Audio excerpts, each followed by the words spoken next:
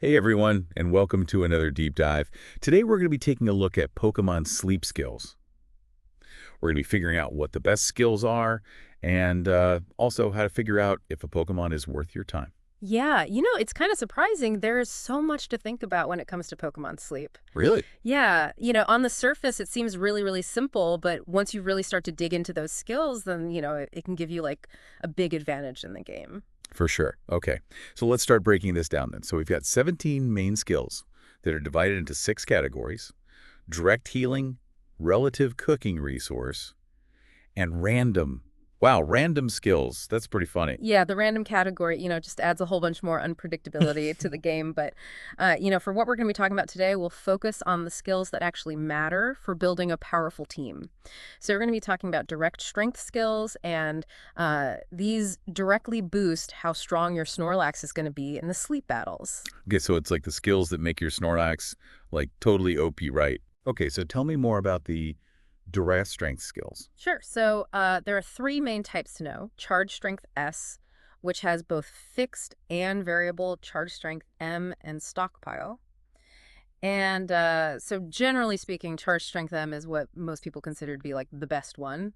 And this is because it just provides a consistent and reliable strength boost. Okay, so you're saying like consistency is key, Exactly. especially when you're going up against like the tougher opponents. Yeah, for sure. Now, what about charge strength S?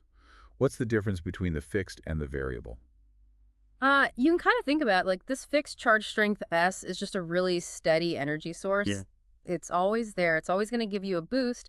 But variable charge strength S, it can be a little bit more unpredictable. So it can have higher peaks of power, but it's just not as reliable. Okay, so it's like knowing you're going to have a certain amount of energy versus like hoping you'll get this sudden burst that might not come. Exactly. Gotcha. Okay. And then what about the stockpile skill? Why is that one less popular?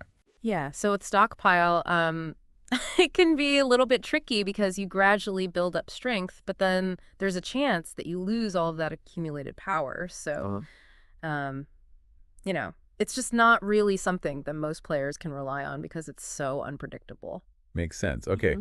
I'm starting to see like how important it is to choose the right skills. Yeah, It's not just about making them strong. It's about building the team with the right strengths. exactly. Now, let's talk about like some specific Pokemon now. So which ones are really good at these direct strength skills? Yeah, that's a great question. So we've looked at this calculator called raenonx to see who comes out on top for each skill. And we're looking at level 50 Pokemon just for consistency's sake. Okay. Level 50, we're getting serious here. Yeah. Who are like the all-stars of the fixed charge strength S? Yeah, so for fixed charge strength S, the top performers are Wigglytuff Raichu and Mr. Mime. And these are just known for being very consistent at delivering those strength boosts. Okay, interesting. So they might not look like the toughest Pokemon, but they're actually packing a punch. Okay, what about variable charge strength S? Any surprises there? Yeah, so the leads for that are Golduck, Psyduck, and Feraligatry. And the really interesting thing here is that Golduck, even though it might not seem like the flashiest Pokemon, it's actually a really strong contender. And this is because it has a really, really high skill trigger rate, Okay. which means that it actually activates that charge strength S skill way more often. So it has more chances to just give you those like really, really big boosts. Oh, wow. I love it. Like an underdog champion? Yeah. Okay. Now for like the kings and queens of just like consistent power, who's dominating charge strength M? Yeah, so the top picks for that are Aerodactyl, Espeon, and Sudowoodo. And these are just like your go-to Pokemon for those really high, consistent strength boosts. Okay, so we've got our powerhouses figured out. But you know, a great team needs more than just strengths, right? Absolutely. Got to talk about those healing skills, the ones that keep your Pokemon in tip-top shape. Yeah, for sure. And healing skills are absolutely essential for keeping your team going. And so the most popular one is Energy for Everyone S, and this is because it reliably restores energy to your entire team. And as that skill levels up, you're restoring even more energy. And so it's just really good at keeping your team in fighting shape. Okay, so it's like the team medic basically patching everybody up and keeping them in the game. Exactly. Awesome. Now, what are the other healing skills? So you've also got Energizing Cheer S, which just focuses on a single Pokemon. And while it does have a higher chance to target the Pokemon with the lowest energy, there's still some randomness to it. And then there's Charge Energy S, which is very consistent and it restores energy to the Pokemon that's actually using the skill. And then lastly, there's Moonlight, which is just like a fancy version of Charge Energy S. it has a chance to actually heal one additional Pokemon once per day. Wow, okay, so it sounds like Energy for Everyone S is the most popular for a reason, though. Yeah, Like, it's just reliable, and it benefits the whole team. for sure. And now here's like a really crucial tip for you. When you're looking for a specific skill, you should always try to prioritize skill specialist Pokemon. Okay. These are the Pokemon that are like the masters of their craft. You don't want to get sidetracked by other Pokemon types that might have that skill as like a secondary ability. Could you give me an example? I'm still trying to wrap my head around, like, what a skill specialist is. Yeah, so let's say you're looking for a really strong healing skill, and then you find like a berry specialist, but it also has a decent healing skill. Okay. It might be tempting, but their main focus is going to be berries, not healing. So it's best to just stick to the skill specialists if you want the best results. Gotcha. Skill specialists are the MVPs when it comes to specific skills. Exactly. Okay, cool. So now I know about the skill categories, but how do I tell if a Pokemon is actually good at them? Is there like a secret formula or something? Yeah, so that's where the simple Pokemon sleep grader comes in. Hold on. Simple Pokemon Sleep Gator. Yeah. What is this, like a report card for my Pokemon? Yeah, basically you can think of it as like a quick and easy assessment tool that just tells you how strong your Pokemon is. And it's super easy to use. It's accessible on your phone. It's accurate for every single Pokemon type. And the best part is that there's no ads. Okay, I'm sold, but why not use something like raenonx? So raenonx can be a great tool, but it's super complex and sometimes it's really misleading. And so the reason for that is that it focuses very heavily on berry finding and speed, Oh, okay. which can lead to it giving really inaccurate assessments for Pokemon that aren't focused on those things. Do you give me an example? Yeah, so imagine a player spent ages building this really awesome Charizard that's focused on ingredient finding. Okay. And they're really proud of it, but then when they go to raenonx to check it out, it gives them a really low rating. Oh, no. And this is because raenonx just doesn't value ingredient finding that much, and so it doesn't recognize the true potential of that Charizard. That's heartbreaking. Yeah. All that effort for nothing. So what happens when you use the simple Pokemon Sleep Grader on that same Charizard? Yeah, so with the simple grader, it immediately recognizes that strength, and it's going to give it a very high rating because it doesn't have those same biases as raenonx, so it's just much better at actually assessing every Pokemon fairly. Okay, so the simple grader is like the fair judge, Mm. taking all the evidence into account. Are there any other examples where raenonx is going to give misleading results? Yeah, definitely. So we've even seen Pokemon like Raichu and Wigglytuff, who are known for their strengths in other areas, receive surprisingly low ratings on raenonx simply because their berry finding and speed stats weren't top-notch. But with the simple grader, it levels the playing field and it gives all Pokemon a much fairer assessment. I love this. I'm feeling so much more confident about building my team now. So how do I actually use the simple Pokemon Sleep Grader? Do I need like a secret code or something? No, not at all. It's super easy to find online. The podcast writer will include a link in the transcript for you. Perfect. And once you find it, all you have to do is input your Pokemon's species, its nature, the skills, and, other details. And then boom, you get an instant grade. It's like having a Pokemon expert right in your pocket. That's awesome. Okay, so I'm armed with this knowledge about the skill categories and this really cool tool to assess my Pokemon. What else should I keep in mind? You should remember that calculators are tools to help guide your decisions, not to replace your own judgment. So I shouldn't just blindly follow what the calculator tells me to do. Exactly. You should use the calculators to just get a quick assessment, especially when you're new to the game. But as you gain more experience, you should learn to trust your instincts and observations. Gotcha. It's like having a mentor at first, but then eventually you become the master. Yeah. Okay, I love that. So we've covered the powerhouses, the healers, but what about those relative skills that you mentioned earlier? They sound kind of mysterious. Yeah, so relative skills are all about teamwork. So these are going to be the skills that amplify the efforts of your other Pokemon, and so they really help you create a synergy effect. So a good example of this is Extra Helpful S. Extra helpful S. That sounds like a skill everyone would want. It is definitely a popular one. So basically, every time a Pokemon on your team finds an ingredient or a berry, it's considered a help. And Extra Helpful S randomly chooses one Pokemon, and then it makes that Pokemon's help count multiple times. Oh, so it's like a multiplier for helpful actions. But why is it a relative skill? It's a relative skill because its effectiveness is actually dependent on which Pokemon it targets. Oh. So if it chooses like a high-level Pokemon that has really strong berry strength or ingredient, finding the impact of those extra helps is going to be huge. But if it targets a weaker Pokemon, then it's going to be much less noticeable. So it's like you're kind of taking a gamble, hoping that it lands on like your strongest Pokemon to make the biggest impact. Yeah. What are some of the other relative skills? So there's also Helper Boost, which is kind of like a team-wide version of Extra Helpful S. So this one amplifies those helpful actions of your entire team instead of just one Pokemon. Wow, that sounds incredibly powerful. Yeah, and it gets even better because it actually becomes more effective if you have Pokemon on your team that match the type of the Pokemon that's using the skill. So if I have a water-type Pokemon using Helper Boost and I have other water-type Pokemon on my team, then the skill is going to be even stronger. Exactly. It really encourages you to think strategically about your team composition and, think about not just their individual strengths, but also how those types can work together. Okay, this is getting complex, but in a good way. Like, Yeah, I'm really starting to see how much strategy is involved with Pokemon Sleep. Yeah, that's what makes it so fun. There's always more to discover. So the last relative skill is called either Disguise or Berry Burst, and this one is all about gathering berries. Okay, berries. You got to have those berries to keep your Pokemon happy and fed. How does disguise work? So this one actually allows the Pokemon using it to find a ton of berries based on the types of the other Pokemon on your team. Oh, It's like a berry finding chameleon that can adapt to your team's needs. okay. So if I have a grass type on my team, the Pokemon with disguise is more likely to find grass type berries. Exactly. It Hmm. really helps create a good balance and make sure that your team has access to a lot of different berries. So are you ready to talk about cooking skills?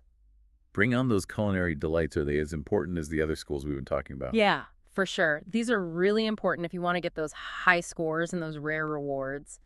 Being able to cook up delicious and powerful meals is key for boosting your Snorlax's growth and strength. Okay, I'm all ears. Tell me about the must-have cooking skills. Sure. So one of the most valuable ones is Cooking Power Up S. Okay. And this one increases the size of your cooking pot, which allows you to add more ingredients and make even more potent meals. Oh, bigger pot, more Ah. delicious possibilities. Exactly. And the best part is the effect carries over from day to day and even week to week. Wow, so it's like a long-term investment in your cooking skills. Right. Smart players must be loading up on that one before the big events. Exactly. It gives you a huge advantage right from the start.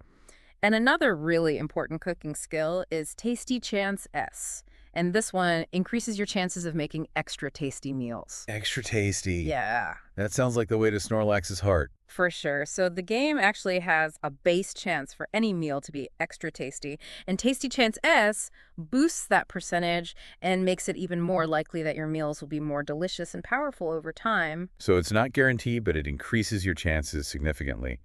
Are there any other cooking skills that are worth knowing about? Those are the main two. And remember, just like with any other skill, choosing the right Pokemon to really maximize their effectiveness is important. Right. Skill specialists all the way. So I'm Yeah. guessing there are Pokemon out there that are like master chefs.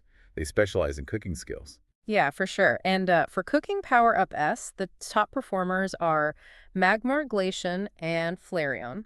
And these Pokemon will make sure that your pot is always ready for action. That's an interesting mix. I wouldn't have pegged them as master chefs. What about Tasty Chance S? Who are the Pokemon that have the Midas touch in the kitchen? So for Tasty Chance S, your best bets are going to be Deden and Cramorant. And they just have a knack for making those really delicious and powerful dishes that'll keep your Snorlax happy. Okay. Just a side note, Cramorant isn't actually a skill specialist, but it still has a top-tier Tasty Chance S. Cameron, the unexpected culinary genius. It's all part of what makes Pokemon Sleep so fun, discovering those hidden talents. For sure. Okay, so we've covered direct healing, relative, and cooking skills.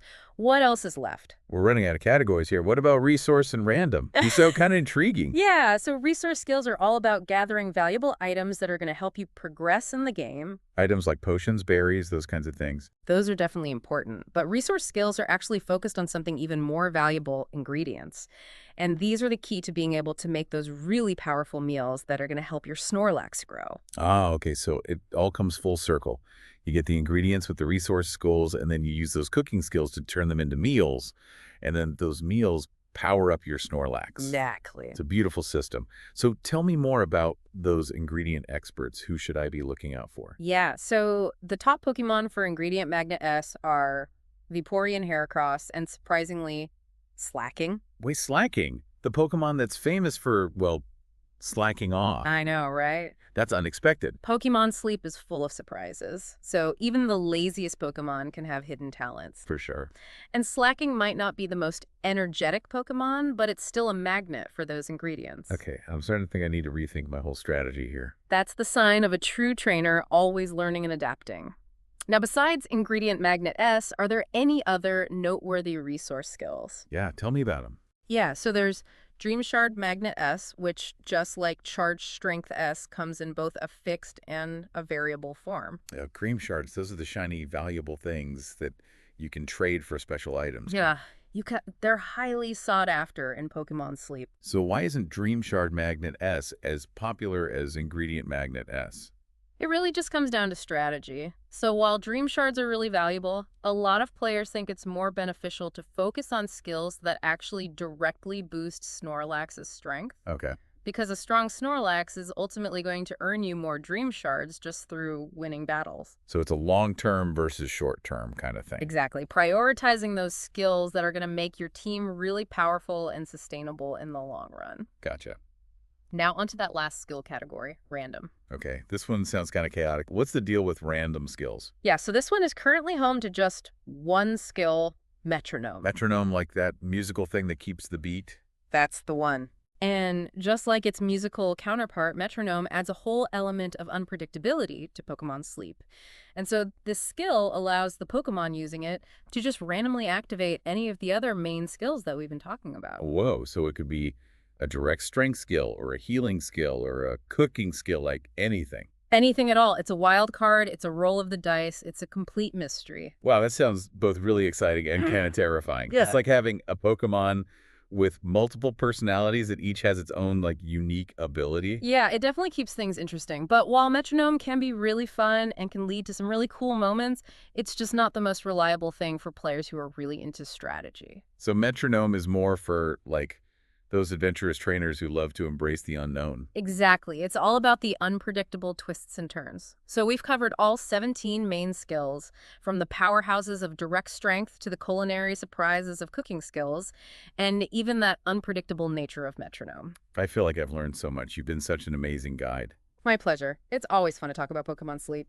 Do you have any final questions before we wrap up? Just one, you've talked a lot about how important skill specialist Pokemon are, but how do I actually identify them in the game? Is there a special symbol or something? So there isn't a special symbol, but you can identify them pretty easily by looking at their skill descriptions. Right. So skill specialists are going to have their primary skill listed first, and then any secondary skills they might have will be listed after that. So if I see a Pokemon with Charge Strength M listed first, I know that that's a Charge Strength specialist. You got it. And you can be confident that Pokemon has been trained and optimized to really excel at that skill. Amazing. I feel like I've been playing with one hand tied behind my back all this time. Yeah. Now I'm ready to build the ultimate Pokemon Sleep team, one skill specialist at a time. That's the spirit. And remember, the best Pokemon Sleep teams are really a mix of all different skill sets that work together in harmony. It's kind of like assembling a dream team of experts that each contribute their own unique talents. Oh, I love that analogy. It's not just about brute strength anymore. It's about strategy and synergy. Exactly. And that's really what elevates Pokemon Sleep from just being a simple sleep tracking app. It becomes this game of strategy and planning and, of course, a little bit of luck. Speaking of luck, I know some players, especially those who are new to the game, get kind of discouraged by the seemingly random nature of the Pokemon encounters.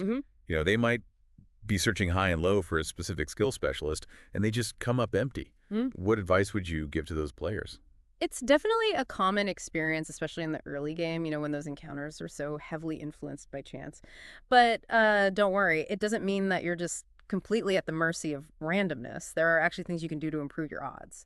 So one good strategy is to just pay really close attention to the sleep research area that you choose. Oh, right. The different locations where you can catch Pokemon.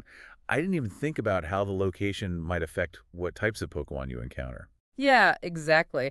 Each sleep research area has its own set of Pokemon that are more likely to appear there. So, if you're looking for a particular skill specialist, you can do a little research to see which areas are known for those types. Think of it like planning a vacation, but for Pokemon sleep. I love that this week I'm heading to Whispering Woods to find a Charge Strength M specialist. Exactly. Right. It just adds a fun little layer of strategy to the game. And while we're on the topic of strategy, you also shouldn't underestimate the power of items and boosts. Oh, you mean like Pokemon Sleep Incense and those special biscuits? Yeah, those are the ones. They might seem like small bonuses, but they can actually significantly increase your chances of encountering those rare and powerful skill specialists, especially in the early game when you're still building up your team. Okay, so it sounds like it's all about smart planning, Hmm. using your resources wisely, and of course, a little bit of Pokemon Sleep luck. Yeah, that's a perfect way to sum it up. And remember, you're not alone in this journey. The Pokemon Sleep community is incredibly supportive, so don't be afraid to connect with other players, get advice, share tips, and even trade Pokemon. Yeah, it's like teaming up with other trainers to conquer a gym. There's power in collaboration. Absolutely. And who knows, maybe through that collaboration and through your own experimentation, you'll be able to uncover a hidden gem of a Pokemon or like a game-changing team composition that no one has even thought of before. Oh, the possibilities are endless. Yeah. I feel like we've only just scratched the surface here. We've learned so much today about the different skill categories, the strengths and weaknesses of different Pokemon, and how to use the simple Pokemon Sleep Grader to build a really powerful team. It's been a pleasure sharing these insights with you. Just remember, the journey of a Pokemon sleep trainer is ongoing, and it's filled with discovery strategy and, of course, restful nights. Well said to all our listeners out there. We challenge you to dive deep into the world of Pokemon sleep skills. Experiment, strategize, and discover what works best for you and your own unique team building style. And as you embark on this exciting adventure, we leave you with one final thought. Do you think that there is one perfect Pokemon sleep team, or is it all about adapting to the different challenges and embracing that ever-changing nature of the game? We'd love to hear your thoughts.